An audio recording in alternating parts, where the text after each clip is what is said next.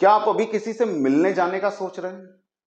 कोई इंटरव्यू देने जाना है या किसी व्यक्ति विशेष से मिलना है जिससे आप किसी कार्य के साधन के लिए मिलना चाहते हैं? तो ऐसा क्या माध्यम आपके पास हो सकता है जिससे आप उससे मिलने से पूर्व, उस परिस्थिति में पहुंचने से पूर्व आपको मालूम हो कि परिणाम सकारात्मक होंगे या नकारात्मक? नमस्कार, मैं हूं रामचंद आमेटा और यह वीडियो आपके लिए होने वाला बेहद खास, क्योंकि इसमें मैं चर्चा करूंगा उस लगभग लुप्त की ओर जाने वाली विद्या की, सौर विज्ञान की, जिसे आप शायद सुनते होंगे शिव सौरोदय के नाम से।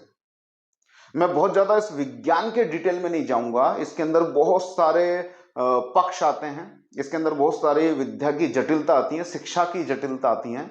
मैं इसमें सिर्फ आज आपको एक सिंगल टिप दूंगा जिसके कारण आप कार्य की तरफ निकलने से पूर्व यह समझ सको कि वो जो कार्य का संधान करने में जा रहा हूं उसमें मुझे कितनी सफलता प्राप्त होगी या मुझे असफलता प्राप्त होगी, वहां पे सकारात्मक चीजें मेरे लिए रहेंगी या नकारात्मक रहेंगी।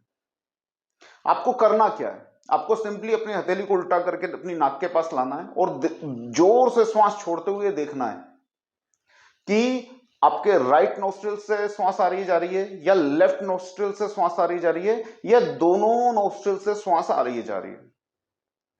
अब आप मान लीजिए दोपहर का समय है, यानी कि सूर्य उदय के बाद से लेकर सूर्य अस्त के मध्य का समय है, और इस समय आपको किसी इंटरव्यू के लिए, किसी व्यक्ति विशेष से कोई विशेष बातचीत करने के लिए या किसी से पहली बार किसी कार्य की पूर्ति के लिए मिलने जाना है।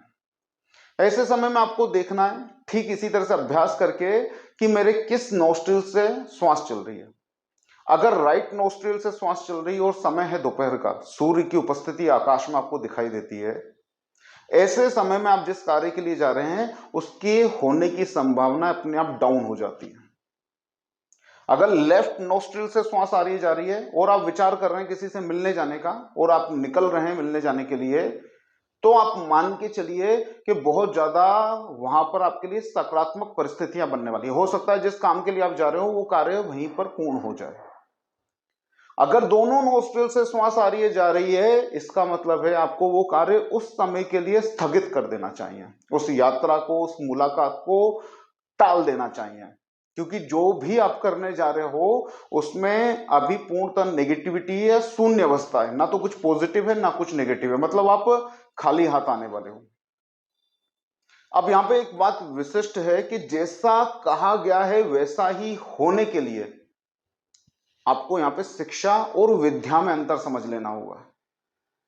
शिक्षा क्या होती है कि आपको कोई बंदूक चलाना सिखाता है या कोई आपको धनुष बाण चलाना सिखाता है, तो क्या सिखाता है वो? आपको धनुष को ठीक तरह से पकड़ना, प्रत्यंचा को चढ़ाना, तीर को प्रत्यंचा से ठीक तरह से लगाकर खींचना और निशाने को किस तरह से साधना है उस विषय में बताना।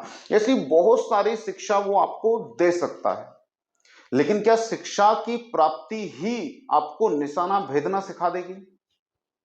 ऐसा नहीं होता है। कितना ही आप शिक्षा को प्राप्त कर लो, जब तक उस शिक्षा को घोट कर, जैसे आप दूध को या दही को फेंट कर किस तरह से उसमें से मक्खन या घी को निकालते हो, उसी तरह से जब तक शिक्षा को अभ्यास के द्वारा फेंट नहीं लिया जाता तब तक उसमें विद्या के रूप में मक्खन नहीं आता, या मक्खन के रूप में उसमें विद्या प्रकट नहीं होती।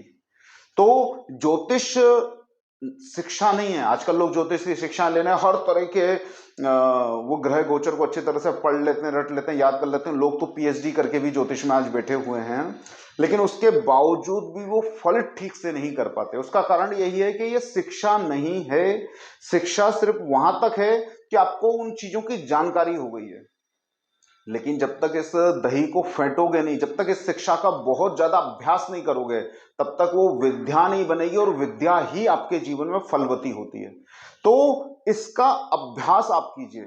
अगले कुछ महीनों तक या साल भर तक आप हर नेगेटिव और पॉजिटिव चीजों को, स्थितियों को आजमाइए। ऐसा नहीं है कि आपको सूर्य का समय चल रहा है, सूर्य आपको उदय दिखाई दे रहा है, उस समय आपका राइट नोस्ट्रिल चल रहा है और आप जिस कार्य के लिए निकलने वाले हो एस्ट्रोलॉजिकली, सौर विज्ञान के हिसाब से वो नहीं होने वाला है या होने में उसको दिक्कतें आने वाली है, तो ऐसा नहीं आप उसको त्याग दो।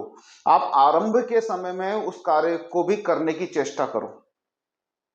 जब ये सकारात्मक और नकारात्मक दोनों तरह का अभ्यास आपके मस्तिष्क में जाएगा, आपके जीवन में आएगा, तो ये आपकी बुद्धि को मजबूत करेगा और अच्छी तरह से समझाएगा। ये विद्या आपको आत्मसात हो पाएगी कि कैसा करने पर क्या होता है। कई लोग सौर विज्ञान में असफल इसलिए हैं क्योंकि वो शुरू से पढ़ लेते हैं किस कार्य को किस समय करना है और वो उसी का अभ्यास करते रहते हैं। उनको उनकी बुद्धि में नेगेटिविटी या नेगेटिव काम कब नहीं होते हैं उसका पूर्ण अनुभव होता ही नहीं है, इसलिए उनकी प्रिडिक्शन गलत निकलती है और कई बार उनके सकारात्मक कार्यों में भी उनको नकारात्मक रिजल्ट मिलते हैं। तो इस शिक्षा को जीवन में पहले तो विद्या के रूप में अपनाएं। सभी तरह के अगर इसका अभ्यास करते हैं तो पॉजिटिव और नेगेटिव दोनों को पूर्णतः आजमा के देखें, तो धीरे धीरे कुछ महीनों या साल भर के अभ्यास में ये आपके जीवन के अंदर एक ऐसा क्षण लेके आएगी कि आप विचार कर रहे होगे और उस समय आपको मालूम होगा, आपके आसपास बातचीत चल रही होगी कि मैं ये काम करने जाने वाला हूं, मैं ये करने वाला हूं। आप उस बातचीत को सुनकर भी अनुमान लगा रहे होगे कि किसका कार्य होने वाला है और किसका छूटने वाला है। ये सच है, ये हो सकता है, ये मेरे जीवन का अनुभव है। अगर आपको ये वीडियो पसंद आता है और जानकारी पूर्ण लगता है तो उसको शेयर कीजिए, मेरे चैनल को लाइक सब्सक्राइब कीजिए, फॉलो कीजिए। नमस्कार, जय श्री कृष्णा।